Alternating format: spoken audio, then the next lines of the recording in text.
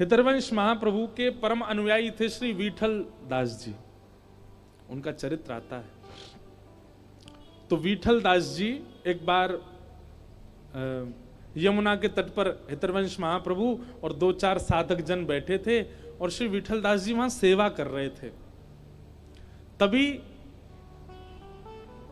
जूनागढ़ के राजा का एक पत्र आया और वो पत्र, उसके ऊपर लिखा था, विठल दास जी के लिए आया था। बहुत ध्यान से सुनो सब लोग, इधर देखो। तो विठल दास जी ने वो पत्र महाप्रभु जी के चरणों में निवेदित कर दिया, पढ़ा नहीं।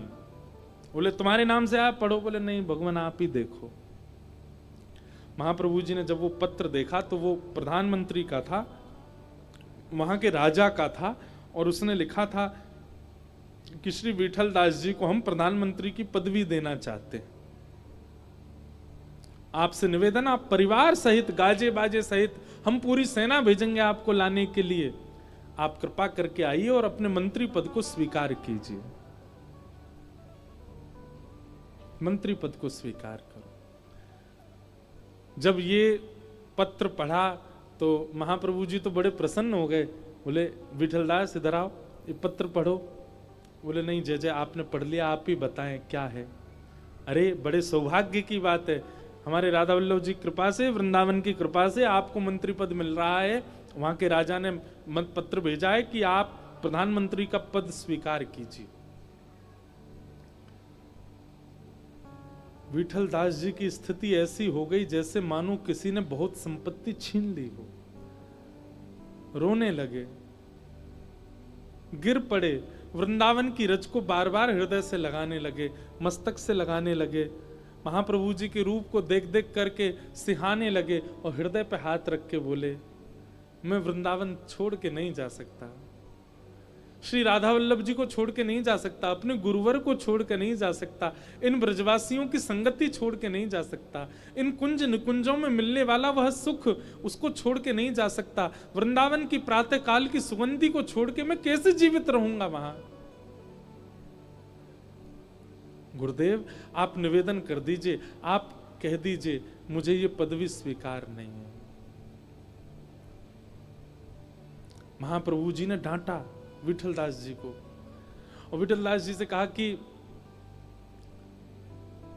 जीवन में जो आता है ना वो प्रारब्ध से आता है। प्रारब्ध से आने वाले दुख को जब हम प्रारब्ध मांग के भोग लेते हैं तो फिर प्रारब्ध से आने वाले सुख को क्यों नहीं भोगें। अगर आपने प्रारब्ध से मिलने वाले दुख को छोड़ा तो वो कभी ना कभी भोगना तो पड़ेगा, चाहे उसके लिए पुनर्जन्म लेना पड़े। इसी प्रकार प्रारब्ध से मिलने वाले सुख का भी यदि त्याग किया तो उसको भोगने के लिए भी पुनर्जन्म लेना पड़ सकता है। इसलिए विठल यदि प्रारब्ध से मिल रहा है तो उसको स्वीकार करो। तुम्हारी मन स्थिति नहीं है ये बात मैं जानता हूं, पर इसको स्वीकार करो। ये होती है स्थिति वैष्णव की। तो विठल दास जी चले गए, प्रधानमंत्री का पद स्वीकार किया उन्होंने, लेकिन उनके चरित्र में आता है नित्य क्या होता था। प्रधानमंत्री बन गए तो उनको एक खजान कोष मिला, एक पूरा धन संपत्ति मिली।